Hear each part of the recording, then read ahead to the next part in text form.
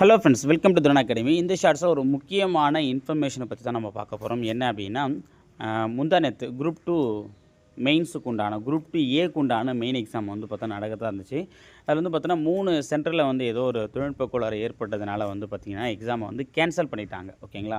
So இதெல்லாமே வருத்தத்தக்க ஒரு விஷயந்தான். பட் ஆனால் என்ன அப்படின்னா, ஒரு பழமொழி சொல்லுவாங்க, அதாவது சிறு தீமையிலும் ஒரு நன்மை உண்டு அப்படின்ற மாதிரி. ஓகேவா? அதே மாதிரி தான் அந்த ஒரு இந்த எக்ஸாம் தள்ளி போனது கூட ஒரு நல்ல விஷயமாக தான் நமக்கு வந்து படுது. ஓகேங்களா? ஏன் அப்படின்னா, ஒரு மாதம் கிட்ட எக்ஸாம் வந்து தள்ளி போயிருக்கு. ஓகேவா? ஸோ அது எக்ஸாம் வந்து பார்த்தா டேட்டை வந்து டிஎன்பிஎஸ்சி அனௌன்ஸ்மெண்ட் பண்ணிட்டாங்க. எப்போ அப்படின்னா மார்ச் 15. ஓகேவா? ஸோ கிட்டத்தட்ட ஒரு 30 நாளுக்கு மேலே இருக்குது. இன்றைக்கி வந்து பிப்ரவரி 10 தான். ஸோ இந்த மாதமே வந்து ஒரு 18 நாள், அதுக்கப்புறம் ஒரு 14 நாள் அப்படின்னும்போது சாலிடாக ஒரு மாதம் கிட்ட இருக்குது. ஓகேவா? 50 நாள் தான் எக்ஸாம் இருக்குன்னு நம்ம ஃபீல் பண்ண நமக்கு, இன்னும் ஒரு 30 நாள் வந்து டிஎன்பிஎஸ்சி வந்து கொடுத்துருக்காங்க. அது டிஎன்பிஎஸ்சியாக கொடுக்கல, அது நமக்கு அமைஞ்சிருச்சு அப்படின்னு நம்ம வந்து சொல்லலாம். ஓகேவா?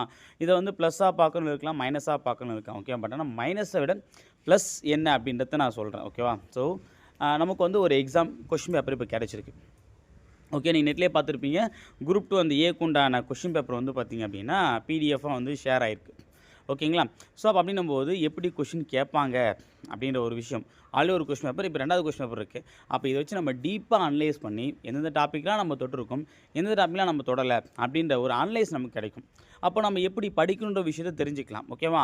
அப்போ இந்த எக்ஸாம் வச்சு நம்ம வந்து ஒரு மாடல் எக்ஸாம் கூட நீங்கள் வந்து பார்த்தீங்கன்னா கன்சிடர் பண்ணால் கூட, ஓகே நம்ம இது வரைக்கும் படித்ததை வச்சு எவ்வளோ கொஷின் போட்டிருக்கோம், இதுக்கப்புறம் நம்ம எப்படி படித்தா மார்க் வரும்ன்றது நம்ம தெரிஞ்சுக்கலாம். ஸோ அப்போது நம்முடைய வீக்கு ப்ளஸ் என்ன அப்படின்றத தெரிஞ்சுக்கிட்டு அடுத்து வரக்கூடிய 30 நாள் நீங்கள் சரியாக பயன்படுத்தினீங்க அப்படின்னா கண்டிப்பாக வர குரூப் 2 ஏக்கு உண்டான ஜாப்பை நம்மளால் வந்து எடுக்க முடியும். ஓகேவா?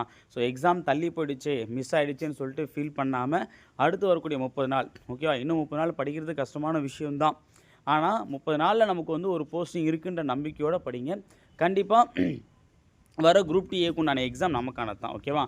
ஸோ எக்ஸாம் வந்து பார்த்தீங்கன்னா காலையில் அந்த மெயின் எக்ஸாமும், மதியம் வந்து தமிழ் எலிஜிபிலிட்டி டெஸ்ட்டும் வந்து பார்த்திங்கன்னா மார்ச் 15 வச்சுருக்காங்க. குரூப் 2க்கு உண்டான மெயின்ஸில் எந்த டேட் சேஞ்சஸும் கிடையாது. ஓகேவா? அது ஆல்ரெடி சொன்ன மாதிரி பிப்ரவரி 22 தான் அந்த குரூப் 2க்கு உண்டான மெயின் எக்ஸாம் நடக்க போகுது.